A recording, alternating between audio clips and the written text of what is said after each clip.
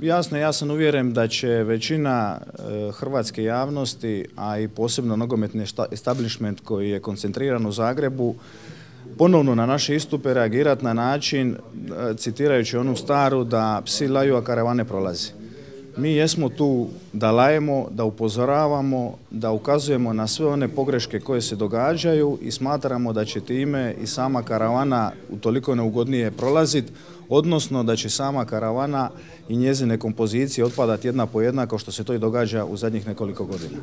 Što se tiče samo sudačke pogreške, očito je da se radi o sudačkoj pogrešci koju možemo tumačiti na različite načine. Možemo i tumačiti na način da se radi o eventualnom sudačkom previdu, koji previd bi za sebe onda ima određene posljedice, ili se eventualno radi o namjernoj pogrešci. Međutim, neshvatljivo je dakle da smo po prvi puta imali na jučerašnjoj utakmici 6 sudaca i da niti jedan od 6 sudaca nije uočio očiti penal za Hajduk koji u 81. minuti nije dosuđen, a koji bi zasigurno utjecao na konačni rezultat utakmice. Hajduk će zasigurno uložiti žalbu, istaknut će je praktički u dva pravca. Zahtijevat ćemo od sudačke komisije da sankcionira aktere jučerašnjeg suđenja, dakle praktički svih 6 sudaca.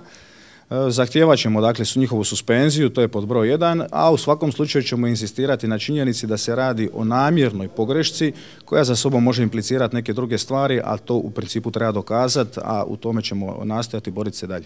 Može eventualno implicirati u konačnici, ukoliko bi se utvrdilo dakle da se radi o namjernom previdu sudaca, odnosno da sudac koji je bio praktički udaljen 2 metra, bilo glavni, bilo onaj koji je bio na crti pored samog gola, nisu sankcionirali nešto što su trebali i morali vidjeti jer je to njihov posao, u konačnici to može rezultirati eventualno poništenjem utakmice. Ali u svakom slučaju koncentrirat ćemo se na činjenicu da se sankcioniraju i kazne svi oni vinovnici jučerašnjeg događaja, odnosno suci koji su očitom pogreškom drastično oštetili Hajduk. Mislim da je kompletna hrvatska javnost iznenađena činjenicom da je netko evidentno 2 metra ili pola metra od gola igrao rukom, a da to sudac koji se nalazio 3 metra od njega i pomoćni sudac, odnosno sudac na crti koji je bio 2 metra nije vidio očito igranje rukom, što je za posljedicu trebalo imati isključenje igrača i kazneni udarac za Hajduk. Naravno da se mi možemo osjećati i pokradeno i razočarano i tako dalje. Međutim, ponavljam, mi ćemo upozoravati na greške, ukazati na sve pogreške koje nam se konstantno događaju. Ovo nije prvi put i nije prvi put u ovom prvenstvu da se dogodila šteta sudačka pogreška na štetu Hajduka. Na to ćemo upozoravati. Žao nam je naravno svih onih ljudi, 25.000 ljudi koji su bili na stadionu, koji su na neki način revoltirani, razočarani, napustili stadion, a ne igrom Hajduka, nego očitom sudačkom pogreškom.